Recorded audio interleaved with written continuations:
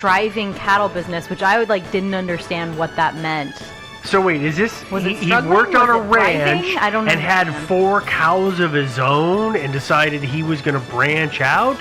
Because I don't know if you guys have ever heard this, but there's among my dad's generation this idea of retiring and becoming the gentleman farmer or the gentleman rancher. Have you ever heard this? Yeah. I'm just going to get out of the race, and all I'm going to do is live on the land and raise animals. And they'll call me Pap. And they'll call me whatever, and I'll sit on the porch, and I will order my ranch minions around, and they will do the work, and I will be brilliant at it. Yeah. That's kind of what I got the idea this guy might have been, but it was true or not. The report that I read was very interesting. It was that he had a quote-unquote striving cattle business. Again, I don't understand what that means, but that he had some very unusual and potentially lucrative cattle breeding process that part too.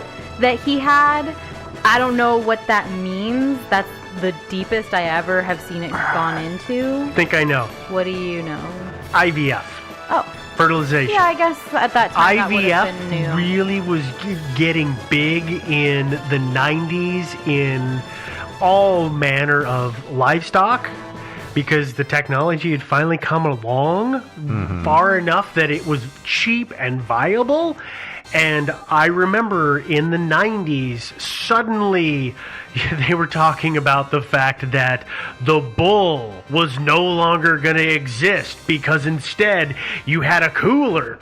Yeah. And that was where you got everything for all your heifers. That's pretty handy. But, interestingly speaking of that, but according to one story that I read about the Shermans, they had 4 bulls. Yes, supposedly. Yes, I saw that too. Have you heard that story? Oh yeah. Yeah. Oh, that's a great one. It's like one day they were headed off to town. They walked past this shed where they had these 4 bulls pinned up, and Terry said to Gwen, he said, "Well, and they'd lost some cattle already." He says to Gwen, he says, "Well, I sure hope nothing happens to our bulls, because that would really do us in." And then when they got back from town, they looked in that same pen. The bulls were gone. Yep. But guess where they found them? In a trailer. All 4 crammed into a trailer. A horse trailer. A horse trailer, yeah. Just all 4 had been stuffed into a trailer. That seems really paranormal. That seems rather paranormal, yeah. Yeah. Stuffing 4 bulls into a trailer? Yeah. So, okay, so the house. Oh, yeah, the house. Back to the house. Yeah. Back to the house.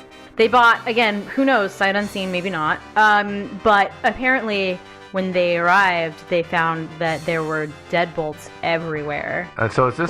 everywhere. And I've heard this, too. Now, are you talking deadbolts, or are you just talking bolts? I've always seen it as deadbolts. Oh, no, I think a bolt, as in a sliding bolt lock, not a deadbolt like you have a key deadbolt in your door. Okay, I like bolts better. It makes more sense. Yeah. But apparently, everywhere, on every single door, interior and exterior, including kitchen cabinet doors. And drawers and everything. And drawers and everything like that. And also on both sides of the doors, not only were they trying to sometimes keep things out, but also sometimes they were trying to keep things in. Uh-huh. Which is weird. And there's a thing about the big stakes that was... Oh, yeah, the giant iron stakes that they found on either side of the house that were connected to giant metal chains that were connected to the house. They had Gozer as a pet. Oh. You remember Gozer from Ghostbusters? Yeah. That's totally what it was. Maybe. That or lots of hurricanes. What were the dogs from that movie? That's who they had. Oh, okay, yeah. So, that's weird. If that was real, it's weird. I don't think it's real, but if it was real, it was weird. Yeah, well, now again, that article that they were interviewed for, and again, I don't know how to pronounce it. I don't know if it's pronounced Deseret or Deseret News, but whatever. But that was, I think, in '96, and they interviewed the Shermans for that article, and they talked about all the weird stuff that was going on. But they also talked about when they bought the house and how they had to do a little bit of remodeling and renovating before they moved in. They didn't mention a word about any of that. No, although I don't know that I would.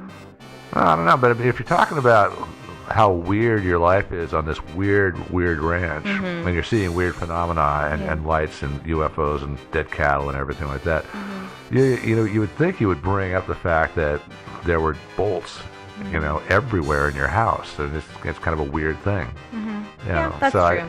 So I think somebody might have tacked this one onto the mystery. Yeah. So as we previously mentioned, Bigelow Utah LLC does own the property now. They bought it in 1996. And publicly, Bigelow Utah LLC is known as the National Institute for Discovery Science. It's also owned by Mr. Bigelow. And he bought it because he was very interested, and still is, I guess, very interested in bringing science to the investigation of paranormal activity. Uh-huh. Basically, he wants to prove scientifically that paranormal stuff happens. So he had heard about the stuff that was going on at the ranch and thought, I will buy that for myself, thank you. Yeah, why not? And now he owns it, and like 4 people, I think, are allowed really on Skinwalker Ranch. It's the like I thought the whole thing was investigators. basically shuttered at this point. Yeah, I think it is. They well, were, I just mean like there are investigators that he's hired for the National Oh, Institute of the select Science. few are on site. Yeah. At any Yeah. one time. And they Got it. they installed cameras everywhere, and they said, night 1 of camera installation, they saw stuff, and I've seen pictures of this, and I don't see anything. Yeah. But okay. from what little I've been able to find out about their findings, apparently they were on that site for years with cameras and everything, and there were, I guess there was still cattle left there. I think there's a caretaker living on the ranch, Yeah. and so there was more cattle deaths, and also some strange floating lights, and that's the only thing that those guys observed in Yeah. all those years of observation. Yeah. Was those 2 things. All the other stuff, they didn't see it. Yeah. And they had cameras everywhere and people Yeah. everywhere. Yeah, they did. Yeah. And I just want to say one thing about the Shermans, too, is that so many strange things were happening. You would think that when you left the house to go out in the pasture, you would take a camera with you. Yeah, you would think You that would think that, or maybe a video recorder. Don't you think? Yeah. And- The worst camera you own, probably. Yeah. Yeah. Because that's always what Always is what used. you grab, yeah. Yeah. No, I agree. Oh, yeah, I totally agree with that. There's also the matter of the Utes. Or The Utes? Utes? How would you... Right? I think it's huge. Utes? I think it's Utes. Yeah, I don't. Yeah, that's the only way. They're I can. the predominant tribe in the area, and they apparently had identified roughly 400 of this 444 acres or whatever land as a no-go zone for a really, really long time. Generations. Generations, yeah. Pretty much for as long as they've been in the area, reportedly. They refer to the area as the Path of the Skinwalkers. And Skinwalkers, I'm realizing right now, we haven't actually said what Skinwalkers are. Yeah, that's. Way to go, Devin. I'm sorry. Way to go, Joe. Way to go, sorry. Steve. None of us. Skinwalkers are shapeshifters. Some places you'll see them described as powerful spirits, but really the original Skinwalkers are actually... do you have a... You just took a breath like you might be able to help me with this. Naldalushi? I don't know. I'm sure. Naadalushi? Naldalushi? I don't know. It's a Navajo word, yeah. which isn't for a Navajo witch. I've actually heard that the Utes don't actually have any legend of skinwalkers, and that's actually from the Hopis or the Navajo. It's from the Navajo. Yeah. Yeah, well, so there's a lot... I'm not going to go too far into the native history of that area, but essentially the Utes and the Navajo were not friends for a really long time. They were kind of friends, and then they weren't. And then the Utes helped the Americans get rid of the Navajos, and then the Americans were like, nah, just kidding, screw you. And gave them like a tiny little parcel of land, and that was that. Yeah. But there's some crossover in the sort of area traditions. Hopefully no Navajo are listening, or Utes are listening right now, given to the extent to which we just, mispronounced and misrepresented all of the history that's happened there. The Skinwalkers were powerful witches who could transform themselves into animals. Think about the werewolves in Twilight. Think about it. No. Think about it. No. Think about it. Nope. Okay. Okay. Just say yes. Yes. Just nod. Uh-huh. Yeah. So that's what a Skinwalker is, I guess. Yeah. Yeah. You're welcome, everyone. Yeah, there's legends about that kind of thing in all kinds of society. It's not just the Indians. I mean, we've got our werewolves and stuff like that. Oh yeah. And speaking of the Utes, there is on the reservation they've got this little newspaper called the Ute Bulletin. So I called them. I was gonna ask, did you call them too? I did. I did call them. Did you actually? I did. Oh my did. gosh. Unfortunately, I didn't think to call them until just today, and they haven't called me back. But the Ute Bulletin, which is a small little dinky newspaper on the reservation, And I talked to a guy whose name I can't remember now, but excuse me, I didn't talk to him. I got his voicemail and I left him a message. And so I said, hey, on a ranch, and then I said, legend has it that the Utes are really, really terrified of the ranch, and I was wondering if you could just let me know if that's true or not. So we may just record a little add-on to this if they ever call you or back. we may never hear from them. I'm kind of hoping we never hear from them. Well, because I think that what the voicemail we're going to get back is just laughter. Yeah, I think so. I think so. I the wish entire office. I wish I had thought about this earlier, because it would have. If I called them last week, maybe I would have had a call back by now. But and I tried to be. You called way more places than I did. I didn't even think to call places. So yeah. It's just that they're right over in Utah. It's not that far away. It's not that far. Yeah. And I just thought it would be interesting. I actually had an idea I tracked down the names of some of the immediate neighbors of the ranch, but it's really, really hard these days to get a phone number. It is. It's obscenely hard. Yeah, you find all these sites that have these guys for $20 for money. Yeah, as lots of money. As soon as you click on the phone number, it's really annoying. Yep. And it's not as if it's a membership; it's every freaking phone number. I know. Which is fair. This is why private investigators are so expensive. That's true. Yeah. Do you guys want to talk about theories? Oh, please, let's. Yeah? Okay, the theories are in bullet point form. You ready? It's all real. Okay, I'm buying that. None of it is real. I'm buying that. Some of it's real and some of it isn't. Well, half of pretty much covered the bases. Yeah. Those are the theories. Yeah, I think that's about it. I think the parts that are real are the dead cattle and the floating lights. That probably happened. That's about it. So can I bring up something about the story that I couldn't ever pin down until I couldn't figure out from the retellings what was going on until I actually looked into the real math of what happens with livestock? If you must. Okay.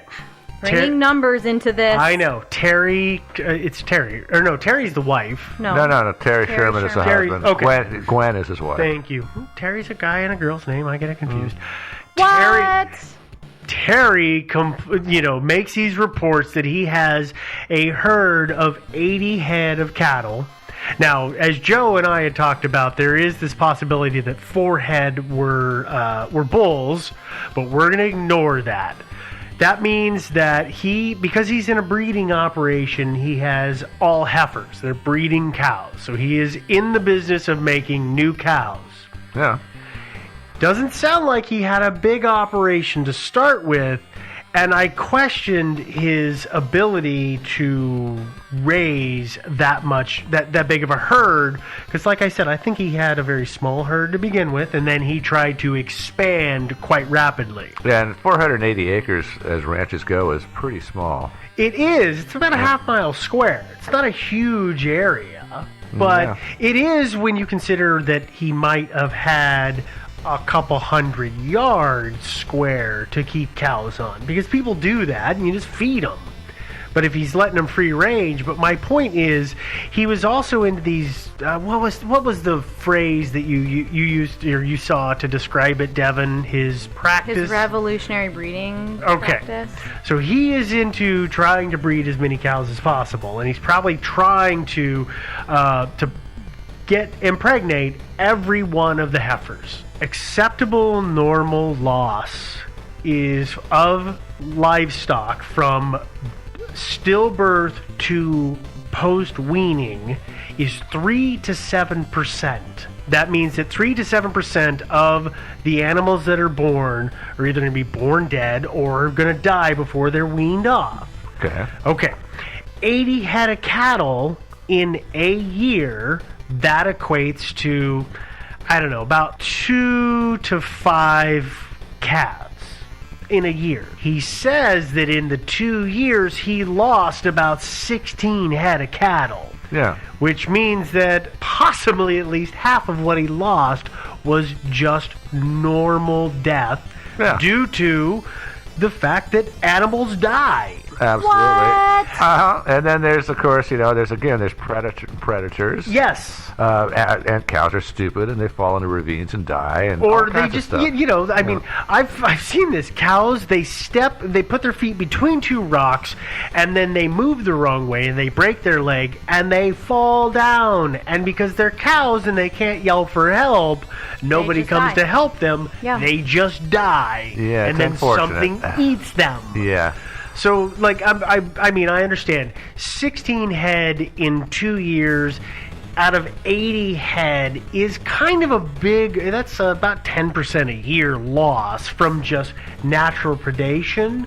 But when you add in the fact that he's probably losing head because of the fact that, young animals just naturally die, Yeah. it's not such a crazy number. But that's what I love about this story, is that on the internet they constantly say, and in 2 years he lost this many cattle. I'm like, it's not really that No, big it's of not a that- deal, No. man. Not Like, that startling. No. you write off cattle because animals die. Yeah, I Thank think God it- he wasn't a sheep farmer. Those things die faster than cows. Yeah, and I think he tried this, and he maybe found out that it wasn't that profitable, or maybe he found out that it was just a lot of work, and he didn't really like it that much. Yeah, have you ever seen how you have to artificially inseminate a heifer? I don't even want to think about It's it. not Yeah. a pleasant thing to see. No. It's really gross. Yeah. So he may have realized that that was not the way he wanted to do business. Yeah, I think that it's entirely possible. A lot of people would even fantasize about being ranchers, and then actually try it and discover that it sucks.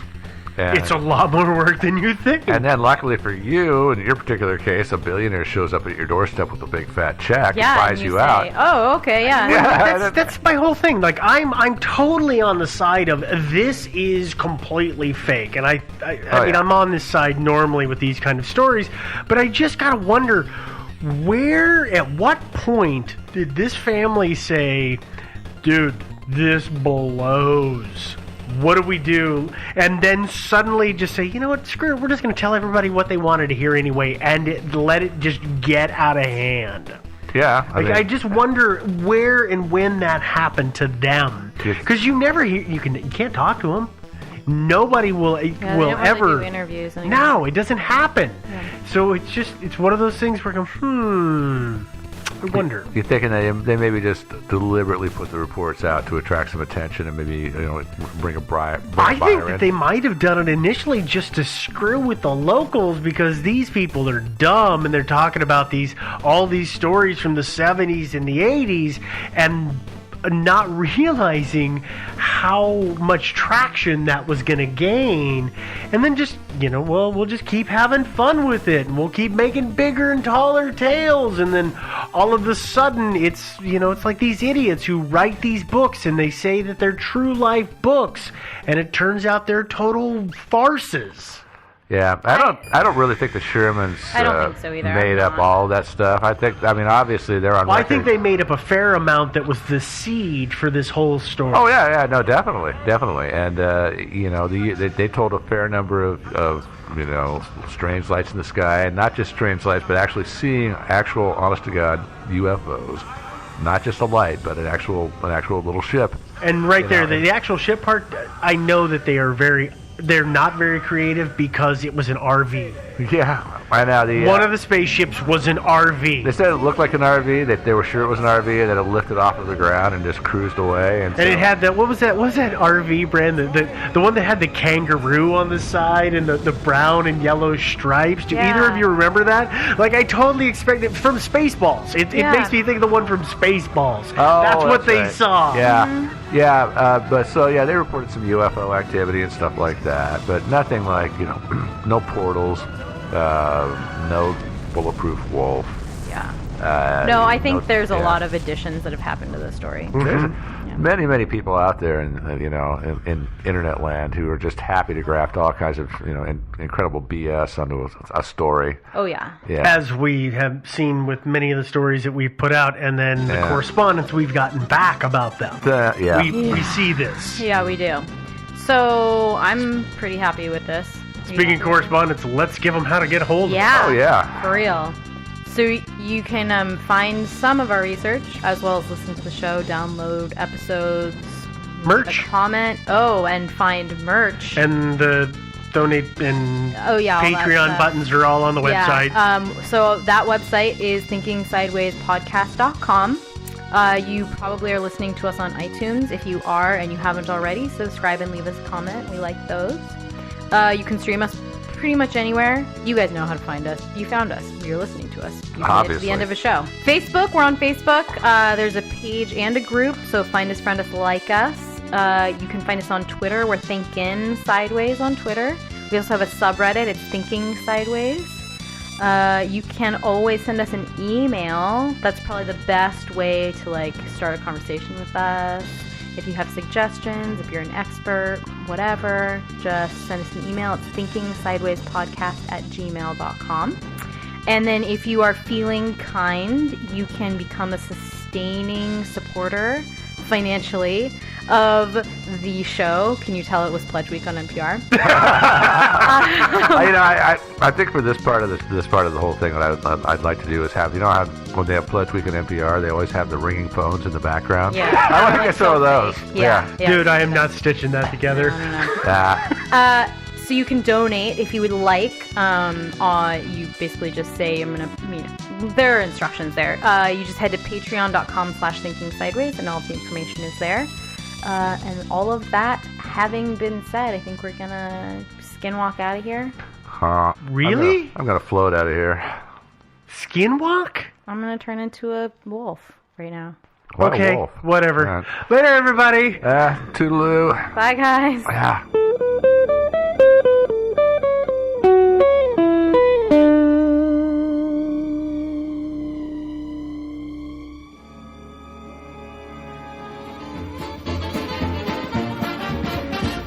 Thinking Sideways. I don't understand. Does not compute. You never know. Insufficient data to formulate a reply. What? Stories of things we simply don't know the answer to. Well, hi there, everybody, and welcome back to Thinking Sideways, the podcast.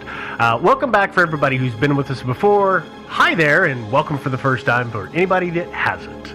Who hasn't? I think everybody in the world listens to us now. Not quite. Not exactly.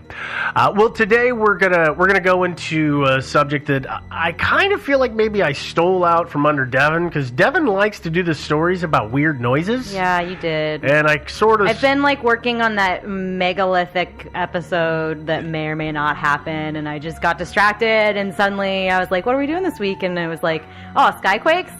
Steve. Yep. Yeah, she tried to stab him, but I pulled her off of him. The drama of the show. Yeah, it's some not. behind You the don't need to scenes let it kind of bleed stuff. over. Yeah. Well, let's talk about Skyquakes.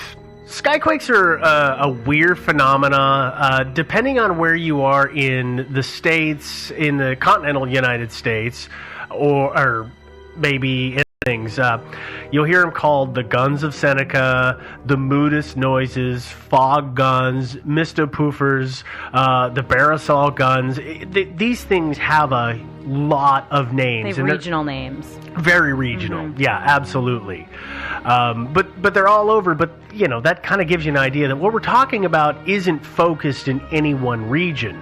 This is a global phenomenon. And it's been going on for a long time. It has been going on for quite a long time. Hundreds of years? Hundreds of years. Okay. Yes. We have accounts from a long time ago, which we'll actually get to here briefly. Oh, great.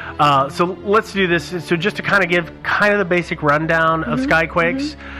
Typically, they're reported in coastal areas, and that can be, on the coast of the ocean, or a large lake, or occasionally large rivers like the Danube or the Mississippi, things like that. Or the Ganges was the other one that I was thinking of. Usually what happens, the sky is clear. If there are clouds, they're not very big, and specifically, they're not thunder clouds. They're like white poofy clouds. Yes, they're just nice white poofy clouds against the blue sky. Out of nowhere, there will be an extremely loud boom, and these noises are sometimes described as sounding like a cannon or artillery going off. And it's not always just one. Sometimes there can be several in a row, one after the other. So it's not as if there's one event causing a single boom. We're talking in multiples. Yeah, the one that I've heard, the only one that I've actually heard a recording of, it sounds like a big boom followed by three somewhat smaller booms, and almost like a machine gun kind of thing. There's kind of a rhythm there. Yeah, well, and as Devin was briefly alluding to, they've been around for a long time. We've known about them. When the European settlers came to the northeast of the United States, the Iroquois evidently told them, the Indians of the area, told them that they had heard the noises before, and they explained it as the Great Spirit continuing his work on shaping the earth. Because evidently it was a work in progress. Well, it actually kind of is. It kind of is. It's still changing. Yeah. So, I could try and describe these a lot, but what I figured was the best thing to do was to take one of the recordings that I found online. Oh, yeah. And play that for everybody so that you can kind of get an idea of what this sounds like.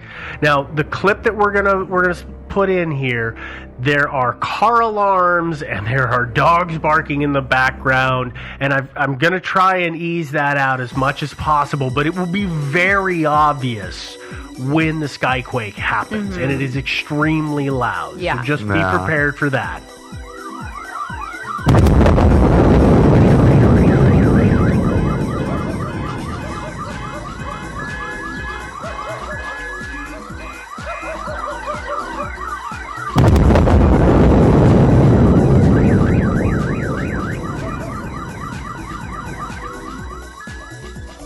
There you go. Very obvious. It does sound like cannons. It really it does. It does sound like car alarms. It does. It sounds like artillery or thunder or a cannon or something. But it does sound like artillery to me. Yeah, it's really weird. I have a theory.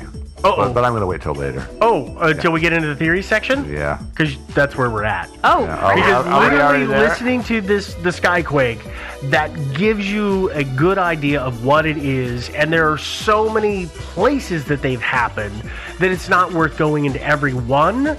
It's much simpler just to kind of get into what the theories are of what is causing these. Great. Yeah. Well, I'm going to tell you what my theory is. Have at it. It's like my theory is a gigantic alien starship in the atmosphere, and they teleport out. Basically, they go into warp or whatever, or they just vanish from the spot that they were in, which is immediately filled by air rushing in, creating a big kaboom. Yeah. So that's one theory. Okay. Well, Joe led us off with the most fantastical theory. Yeah.